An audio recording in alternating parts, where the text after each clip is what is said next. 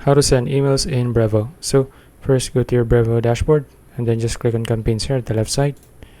Okay, next is just click on create campaign and then click on email here. Okay, after that just type in your campaign name. So for mine, I'll just type in campaign name example, then just click on create campaign.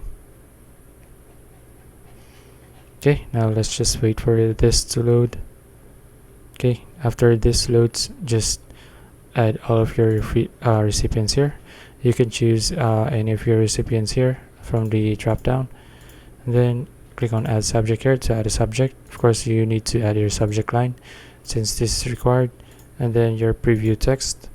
And then as for the designing, you can choose any of the templates here, and then you can also add additional settings if you want. And then after that, just click on schedule. Either you send the email now or just schedule it for later. And that's it.